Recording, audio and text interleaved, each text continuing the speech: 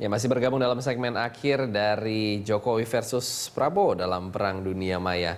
Nah, apakah ada jaminan menang di Perang Dunia Maya bisa juga memenangi persaingan di dunia nyata? Kalau dibilang jaminan tidak ada tentu, tetapi kalau ditanya apakah dunia maya itu berpengaruh, ya sangat berpengaruh, gitu. Tetapi itu berpengaruh pada tingkat masyarakat tertentu, yaitu yang well informed dan yang berpendidikan. Nah, sedangkan faktanya sekarang masyarakat itu kebanyakan ya kalangan kelas bawah yang kurang berpendidikan begitu dan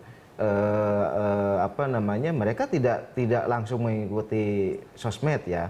Tetapi kalau itu orang tersebut berkomunikasi dengan level yang terpengaruh itu ya tentu bisa terpengaruh juga. Artinya media sosial bisa berpengaruh, bisa tidak gitu kan. Dan ini lebih tergantung pada isu yang mereka terima gitu. Kalau isu tersebut ternyata mereka yakini sebagai benar bahwa kandidat A itu kekurangan ini dan mereka nggak setuju, ya itu akan pengaruh gitu. Nah, kalau dibandingkan pengaruh mana antara media sosial dengan media tradisional misalnya baliho, kemudian stiker dan lain sebagainya, media sosial lebih berpengaruh. Tetap lebih kencang. Orang lihat baliho sekarang udah cuek aja tuh, nggak menjadi perhatian gitu. Beda misalnya dengan orang yang bicara dengan temannya, saya melihat informasi ini pasti diperhatikan gitu. Jadi akan jauh lebih influence-nya lebih tinggi perkataan temannya daripada baliho. Bagaimana dengan isu-isu sekarang, cukup mengena seperti itu? Sekarang masih segala macam ya, segala macam diangkat, ada yang mengena, ada yang tidak tentu saja. Yang ceritanya menzolimi lah, karena kan masyarakat kita gampang simpati dengan yang menzolimi, itu bagaimana?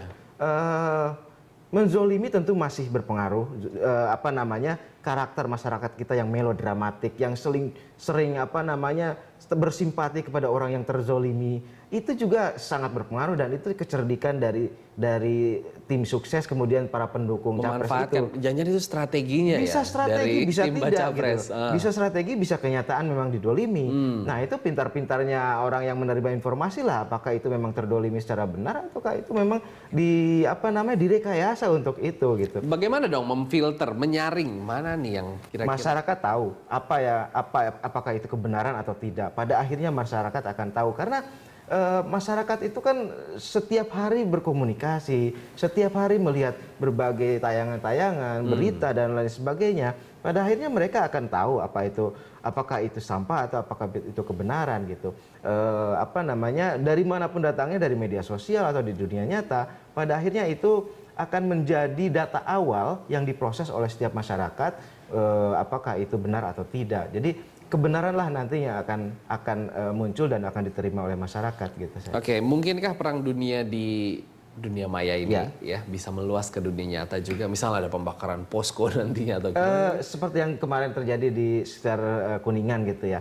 Tentu saja ada kemungkinan itu, tetapi ada kemungkinan juga itu sangat tidak ada hubungan dengan dunia maya gitu. Segala kemungkinan terjadilah dalam politik ini gitu. Dan di dalam politik itu selalu saling terkait mengkait gitu. Apa yang diisukan di dunia maya kemudian blow up media misalnya, dan itu akan akan mempengaruhi begitu. Jadi segala informasi sekarang itu beredar, kemudian nanti akan ada dialektika, tesis, sintesis dan antitesis, dan tesis, antitesis dan sintesis maksud saya, dan nanti sintesisnya itu akan didapat. Akan ada kesepakatan sunyi, saya katakan, bahwa masyarakat mungkin tidak melihat kesimpulannya, tetapi di dalam hatinya dia akan menyimpulkan, itulah kesepakatan sunyi. Oh ya, capres si Allah yang paling layak saya dukung. Saya kira seperti itu. Baik, ini berbicara mengenai prediksi, tapi bukan prediksi Piala Dunia ya. Kita bicara soal prediksi perang di dunia maya. Siapa pemenangnya? Saya kira pemenangnya adalah calon yang didukung oleh relawan yang sungguh-sungguh relawan. Relawan yang tidak dibayar. Kenapa? Karena apa yang mereka ketik, apa yang mereka tampilkan, foto misalnya, itu berasal dari hati mereka. Dan itu kebenaran. Dan rakyat pada akhirnya akan melihat kebenaran itu. Berbanding misalnya dengan para buzzer yang dibayar itu, mereka merekayasa sesuatu, taunya memang tidak ada kenyataannya, pada akhirnya ketahuan bahwa itu bohong, dan kemudian fitnah, dan itu tidak akan sia-sia, itu tidak akan menghasilkan suara bagi orang yang mereka dibayar itu gitu. Karena ada perbedaan yang dari hati dengan yang dibayar Betul, seperti itu. betul seperti itu. Baik, terima kasih atas kehadirannya sama-sama, Bung. Pak Toto Terima kasih. dan demikian pemirsa dialog kita dalam Jurnal Pagi mengenai Prabowo versus Jokowi dalam Perang Dunia Maya. Jurnal Pagi akan segera kembali dengan berbagai informasi menarik hanya untuk Anda.